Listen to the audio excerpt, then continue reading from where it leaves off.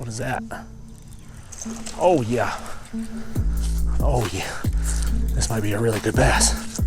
Holy shit. Let's go, yes.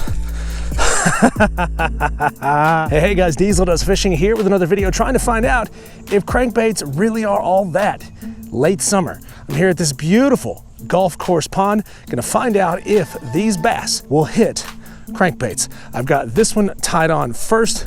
It's a very thin bodied, kind of short square bill. After that, we've got maybe a lipless we can throw on to see if we can get something here in the wee late hours of this afternoon. Starting off first with this square bill that is not a like a super deep diving square bill, probably 3 to 5 or 5 to 7 feet. This thing should get munched if what they say is true.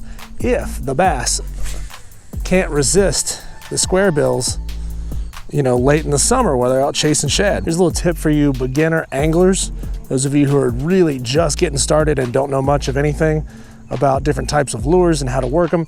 A crankbait or a square bill, anything like that, lipless, square bill, whatever it is gonna have treble hooks on it. And when you're throwing a treble hook bait, you don't have to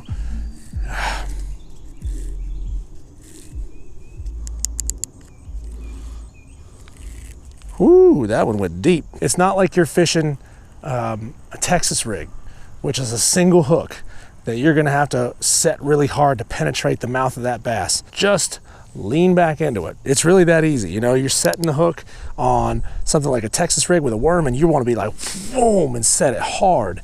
Well, you don't have to do that with this. That fish is gonna hook himself probably 2 or 3 times with those trebles. And if you do, with treble hooks, set the hook super, super hard, a lot of times you end up injuring the fish. You end up yanking their friggin' face off. And, you know, I mean, I know that was a good movie. Shout out to Nicolas Cage. His face. Oh.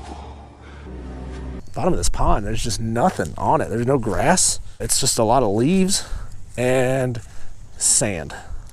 Also, another tip for you beginner fishermen, don't try to force it. Let the rod do the work. Load the rod up, let it cast your lure as far as it wants to. I've gone through about 15 casts since I just brought this reel out today where I've thrown backlashes, and it's because I'm trying to wing it way out there. It's a very, very lightweight crankbait. You're gonna end up throwing a bird's nest. I've been thus far pretty unsuccessful throwing this square bill. Gotten it hooked up and fouled up about as many ways as you possibly can, and they're just not seeming to want to come hit it. So we're going to switch things up entirely to a Booyah 1-knocker.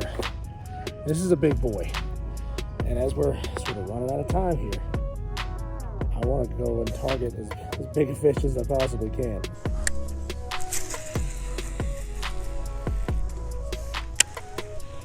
Yeah, we're getting out there now.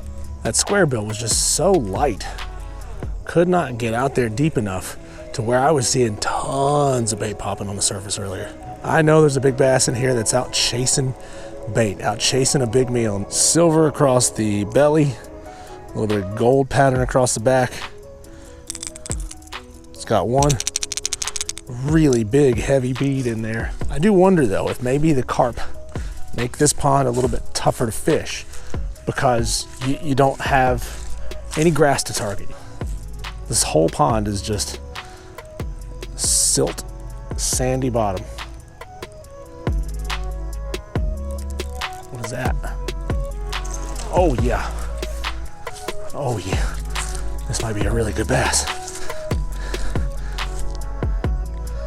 Oh, this is a really good bass. This is a really good bass. Keep the tension on you.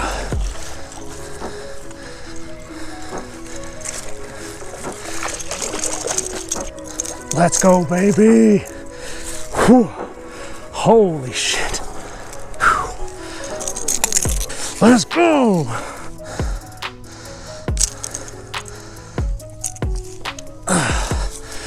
Let's go, yes.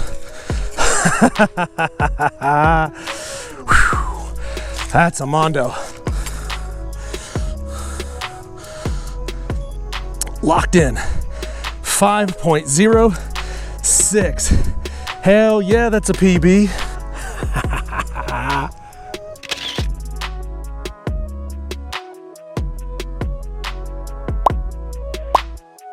Okay, let's get a good release on you, big girl.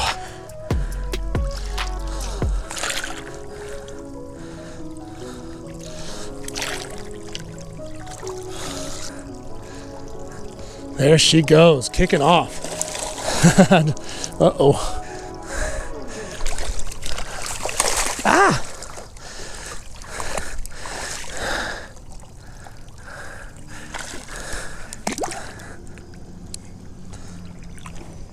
Later. Yeah. That's a PB. Oh man, I knew that I needed to keep the faith today. I knew that I was gonna get a good fish. Man, I set the hook into that fish, 5.06 pounds, and I thought I set the hook into a log because it did not move. The release was really weird. It couldn't get out of those shallows, so I had to go get it in. But either way, man, what a killer catch. Really awesome. So, hey, get you one of these Booyah one knockers. Last summer, I laid hooks on a Texas rig into a really big bass and lost it right at the bank. But today was that day. Even if it's the only fish I catch today, yes. Oh, you guys can't see it, but right out there, if you can see, there's a little white streak going this way. That is one of those big old grass carp that are hanging out in here. It's like a white whale. It's just cruising. That's what's so cool about those carp is they're not bothered by anything, even at the rate that I'm reeling this thing in, which in the slowest, it's still dragging bottom. And so one way you can combat that, of course, is to speed it up. Another way you can combat that is to keep that rod tip up, especially as you get closer into the bank. Come on, I want that big old carp to come and bust the surface because it's just sitting right there. Can you see it? Right there.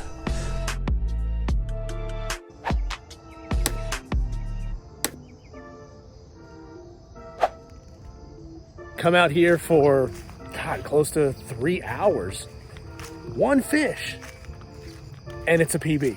That's nuts. I thought I set my one knocker into a log, and then I wasn't getting it back. And I was throwing all kinds of lures that were similar to that one, and then I didn't get another single bite on it. But you know, some days they just be like that, and that's just how things are. Shout out to the MVP, the Booyah one knocker. If you want to check it out, just look in the description down below. I'll link it. Thanks for watching. I will be back soon here with another video on Diesel Does Fishing. Are you listening?